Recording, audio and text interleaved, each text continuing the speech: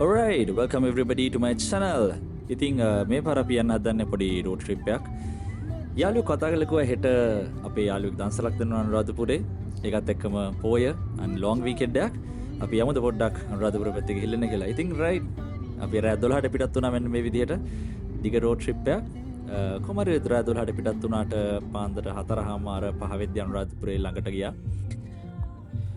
අපි රොටියක් කාලා තේ එකක් බීලා කොහොමරි පූජා නගරේ පැත්තට යද්දී පාන්දර 5:00 වගේ වුණා. මොකද අපි හිටපු රිසෝට් එක තිබ්බේ පූජා නගරේ ඇතුලේ. ඔක තිබිලා තියෙනවනේ වටර් බෑග් එක. ඉස්සර ඉතිහාස කතා කර කර ගිහිල්ලා අපි බැස්සර පස්සේ දැක්ක පළවෙනි view එක තමයි මේක සන්රයිස් එකත් දැක්කා. ඉතින් අපි දවස පටන් ගත්තා as usual. අපි plan කරලා තිබ්බ next එකක්. අපි යාළුවෝ ටිකත් එක්ක එකතු වෙලා දවස plan කරන්න පටන් ගත්තා.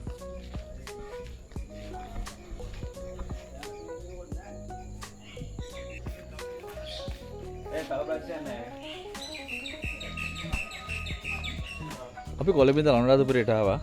මෙන්න ඉන්න මං එකන් අපු එක්කෙනා. ඉතින් අපි කොළඹින්දලා ආවා 10ක් විතර මං හිතන්නේ ආවා. ඉතින් අපි ඔක්කොම ආවේ කොකෝ ෆාම් හොලිඩේ රිසෝට් එකට. මේක අපේ තව යාළුවෙක්ගේ. ඉතින් ලස්සන වෙලක් ගාව තමයි මේ රිසෝට් එක තියෙන්නේ. එනම ලස්සනයි. ලස්සන පොළපාට කුඹුරක් තියෙනවා වෙල් යායක්.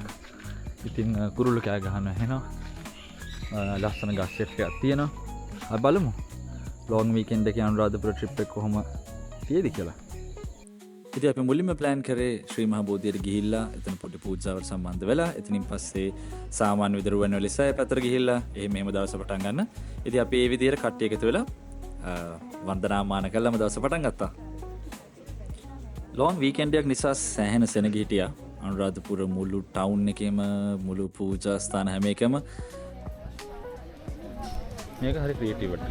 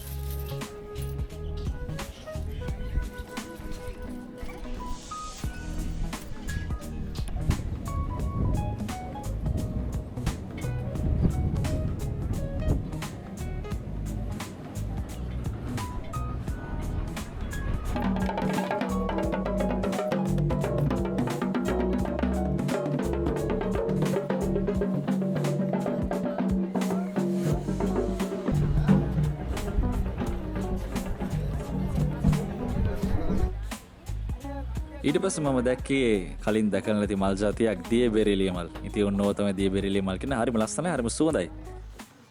ඒ ටික ඉවර කළා අපි ඔක්කොමලා ගියා දන්සලේ වැඩවලට. ඉතින් දන්සලේ වැඩ ප්‍රිපෙයාර් වෙන ගමන් තිබ්බේ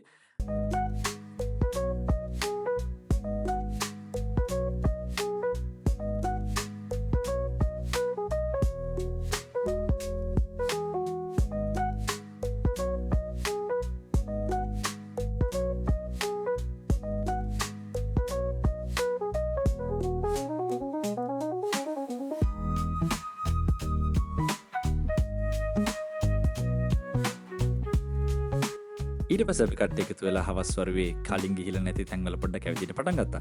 මෙන්න මේ පින්තූරේ පෙන්නේ එකපාර ඔයාලට චෛත්‍ය 6ක් බලා ගන්න පුළුවන් තැනක්. මේකේ view point එකක් කියලා තාම ගොඩක් කට්ටිය දන්නේ නැහැ.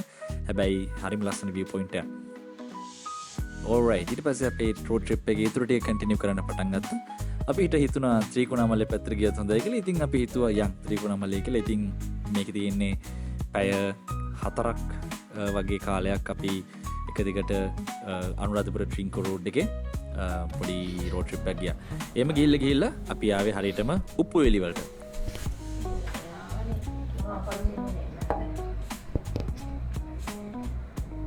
මට පොඩි කාලේ ඉඳලා තිබ්බ ලොකු ආසාවක් තමයි මුහුදක් අයින ගයක් හදාගන්න එක. දොර අරපු ගමන් ඔහොම මුහුද පේන්නේ. ඉතින් මාරම ලස්සන view එකක් තමයි තියෙන්නේ. අපිට මේ තන හම්බුනේ හෙනම හම්බෙන් අපි එන්න කලින් දවසේ තමයි මේක ඕපන් කරලා තියෙන්නේ. ඉතින් හරිම ලස්සන බීච් එකක් තියෙනවා. මේක උප්පු වේලි වල තියෙන්නේ, නිලා වේලි වලට උඩින්. ඉතින් මාරම chill මාරම calm area එකක්. ඒ පැත්තේ ඉන්න මිනිස්සුත් හරිම helpful. මේකේ නම Golden Beach Resort. ඉතින් search කරලා බලන්න. හරිම හොඳ staff එකක් ඉන්නේ. මාරම ලස්සන තැනක්.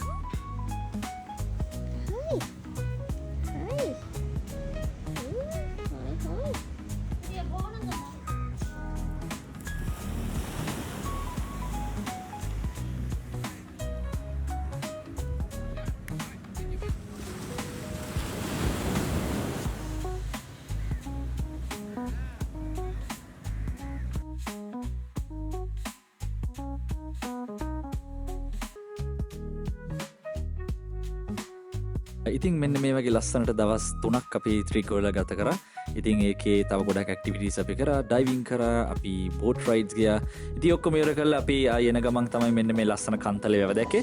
ඉතින් අපි කන්තලේ වැව ගාවත් බහින් අමතක කරේ නෑ. බැහැලි ඉවරලා එතන කිරි කෑවා, ගෙදරට කියන කිරි ගත්තා, අපි ලොලු ಜಾති ගත්තා. හරිම ලාභයි පැත්තේ කිරි, හරිම රසයි. මුට්ටි ගානක් වුණත් කන්න පුළුවන් කිරි. ඉතින් ඔන්න ඔය විදිහට තමයි අපි ලොන් වීකෙන්ඩ් එකේ අනුරාධපුරේ ගිහිල්ලා අන්ප්ලෑන්ඩ් ට්‍රිප් එකක් ශ්‍රින්කෝ ගියේ. ඉතින් අපේ අනිත් වීඩියෝස් ටික බලන්න. අපි ඩයිව් කරපු හැටි, අපි බෝට් රයිඩ් ගියපු හැටි. ඉතින් ඔයාලගෙත් මේ වගේ එක්ස්පීරියන්සස් තියෙනවා නම් කමෙන්ට් සෙක්ෂන් එකේ දාන්න. මේ වීඩියෝ එක ලයික් කරන්න, ෂෙයා කරන්න, channel එක subscribe කරන්න. ඒත් එකම thank you very much. See you again with another long weekend.